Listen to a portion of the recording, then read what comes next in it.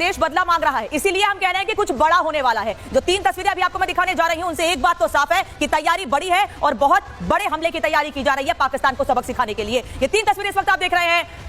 प्रधानमंत्री नरेंद्र मोदी भारत वापस लौट आए हैं। यूएई का अपना दौरा बीच में छोड़कर वापस भारत लौट आए हैं। वहीं पहलगाम में गृह मंत्री पहुंचे उस जगह पर जिस जगह पर लोगों पर हमले किए गए, गोलियां चलाई गई, 25 से 26 लोगों की जान चली गई। और तीसरी तस्वीर एक्शन में रक्षा मंत्री हैं जिन्होंने तीनों सेनाओं को स्टैंड बाय पर रख दिया है। साथ ही आज बड़ी मीटिंग में 3 बड़े प्लान तैयार किए गए हैं। तो रक्षा मंत्री ने एक तरफ मीटिंग ली है, 3 बड़े प्लान तैयार किए हैं और उसके बाद उन्होंने मीटिंग को संबोधित करते हुए बहुत बड़ी बातें कही हैं और बता दिया है कि भारत किस तरह से पाकिस्तान को सबक सिखाने के लिए तैयार है। सुनिए क्या कहा उन्होंने। भारत सरकार वो हर कदम उठाएगी जो जरूरी और उपयुक्त होगा और हम सिर्फ उन लोगों तक नहीं पहुंचेंगे जिन्होंने इस घटना को अंजाम दिया है। हम उन तक भी पहुंचेंगे जिन्होंने पर्दे के पीछे बैठकर हिंदुस्तान की सरजमी पर ऐसी नापाक हरकतों की साजिशें रची हैं। भारत एक इतनी पुरानी सभ्यता और इतना बड़ा देश है जिसको ऐसे किसी भी आतंकी गतिविधियों से किसी भी सूरत में डराया नहीं जा सकता। ऐसी हरकतों का जिम्मेदार और इसके जिम्मेदार लोगों को आने वाले कुछ ही समय में जोरदार तरीके से नजर आएगा। मैं देशवासियों को आश्वस्त करना चाहता हूं। और हम ये बात ऐसे ही नहीं कह रहे हैं कि भारत बड़ा सबक सिखाने के लिए तैयारी कर रहा है। इसके पहले भी जब भी पाकिस्तान ने भारत की तरफ नजर उठाई है तब तक भारत ने पाकिस्तान को यह बता दिया है कि हमारी तरफ देखने का नतीजा क्या होता है। जब जब पाकिस्तान ने दहलाया है तब तक भारत ने सबक सिखाया है। कैसे सबक सिखाया है कि हमने पहले भी आपको बताया है। आज एक बार फिर से बता देती हूं कि जब जब पाकिस्तान की नजर उठी है तब तक भारत ने कैसे बताया है। तारीख 18 सितंबर 2016 उरी अटैक हुआ था, याद होगा आपको। साल 2016 में सैनिकों पर हमला हुआ था, नुकसान हुआ था, 19 जवान शहीद हुए थे हमारे। और उसका बदला क्या था, उसका जवाब क्या था? Surgical strike. घर में घुसकर पाकिस्तान को जवाब दिया था। इसके बाद दूसरा बड़ा हमला 14 फरवरी 2019 को हुआ था और हमला पुलवामा अटैक हुआ था जिसमें सैनिकों से भरी गाड़ी पर हमला किया गया था और उसमें 40 जवान शहीद हुए थे। लेकिन उसके कुछ दिनों के भीतर ही बड़ा जवाब दिया गया, बालाकोट एयर स्ट्राइक हुई थी। और अब जिस तरह से 22 अप्रैल 2025 को यानी कल पहलगाम में आतंकियों ने हमारे पर्यटकों को नुकसान पहुंचाया है, पहलगाम अटैक हुआ है और उसमें 28 नागरिकों की हत्या की गई है। कई लोग अभी भी अस्पताल में भर्ती हैं जिनका इलाज जारी है।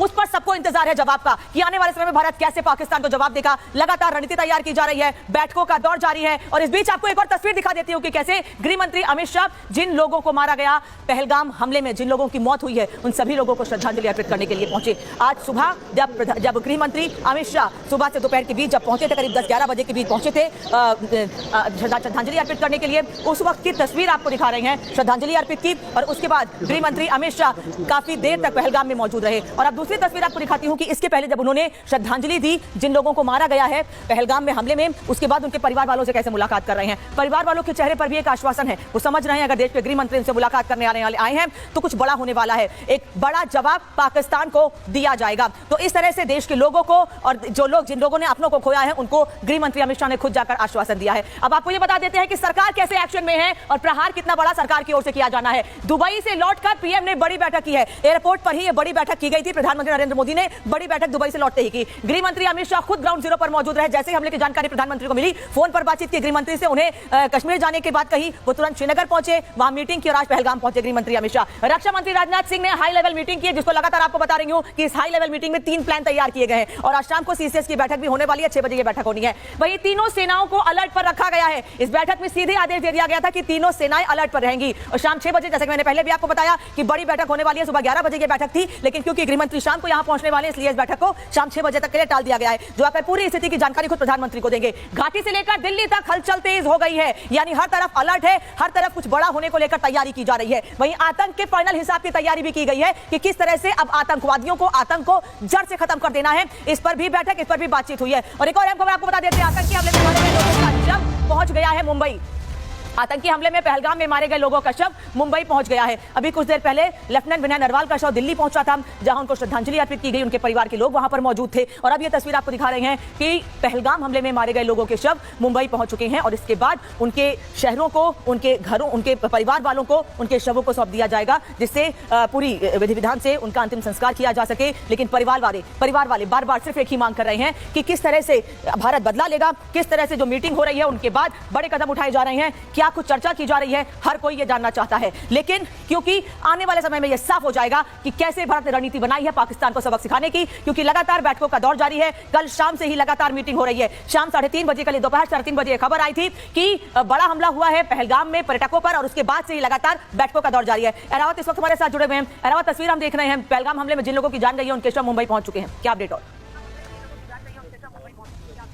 जी हाँ, लगातार हम आपको जहां तस्वीरें दिखा रहे हैं इस वक्त मेरे बीच आपको फिरदौस दिखाएंगे। ये वो एक्चुअल स्पॉट है जहां पर ये दुर्घटना कल हुई, और लगातार आप देख सकते हो किस तरह से यहां पर जो पैरा सिक्योरिटी फोर्सेस है वो भी यहां पर मौजूद है। उसके साथ साथ राष्ट्रीय राइफल्स और सीआरपीएफ ने भी पूरे इस एरिया को कॉर्डन ऑफ किया है, और आप लगातार देख सकते हो किस तरह से पूरे इस फॉरेस्ट एरिया को जो है, जो ऑफ रोड है यहाँ पर, किस तरह से यहाँ पर पेट्रोलिंग की जा रही है। आप देख सकते हो विजुअल्स में लगातार किस तरह से इंडियन आर्मी के जवान जो है लगातार पूरे इस एरिया को जो है कॉर्डन एंड सर्च में लिया हुआ है। कॉर्डन एंड सर्च ऑप्शन बल्कि सिर्फ यही नहीं बल्कि और भी कुछ ऐसे एरियाज है, चाहे अगर हम कुलगाम की बात करें, शोपियान की बात करें या पुलवामा की बात करें, जहां पर लगातार ऑपरेशन चल रहे हैं। इस तरह से आप देख सकते हैं किस तरह से स्पेशल फोर्सेस जो है इसके थ्रू जो है यहाँ पर ऑपरेशन को भी कंडक्ट कर रहे हैं। लगातार हमने देखा किस तरह से लगातार हम देख रहे हैं किस तरह से सुरक्षा बल के जवान जो है लगातार चप्पे चप्पे पर मौजूद है, और इससे पहले भी हमने देखा किस तरह से यहाँ पर नेशनल इन्वेस्टिगेशन एजेंसी के जो ऑफिशियल्स है वो भी यहाँ पर पहुंच चुके हैं। उन्होंने भी सैंपल्स और बाकी एविडेंस जो है वो यहाँ से कलेक्ट किए हुए हैं, और लगातार ये जो सामने आपको पहाड़ी नजर आ रही है, सूत्रों के हवाले से ये बताया जा रहा है कि अटैक करने के बाद आतंकी जो है यही इसी जंगलों के बीच में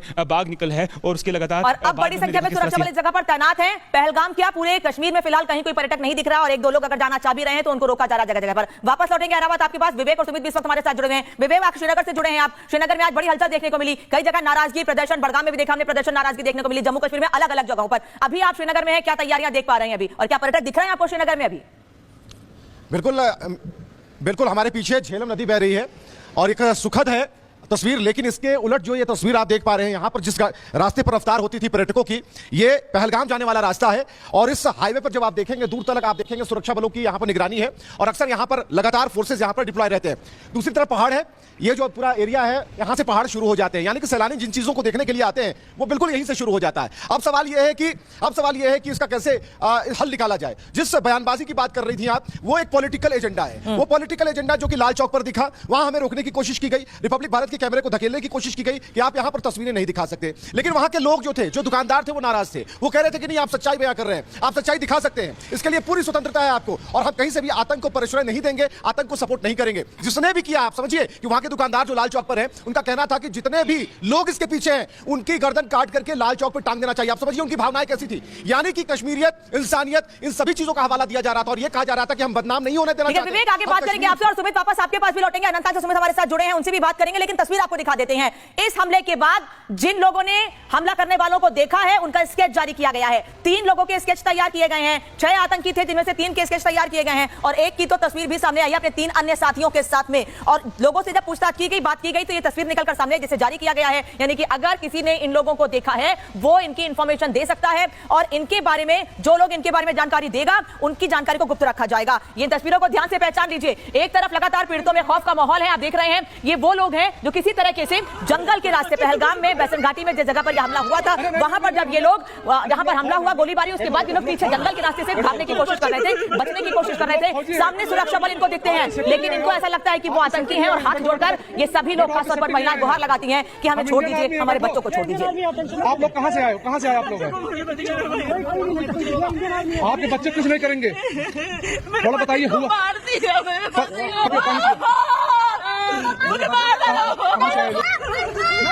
अरे नहीं, हम लोग फौज हैं, हम लोग बैठो, हम लोग फौज हैं, बैठो। अरे हम लोग फौजी हैं, कुछ नहीं करेंगे, आपकी सेफ्टी के लिए आए हैं, आपकी सेफ्टी के लिए आए हैं, बैठो। और इन तस्वीरों को देखकर दिल दहल जाता है।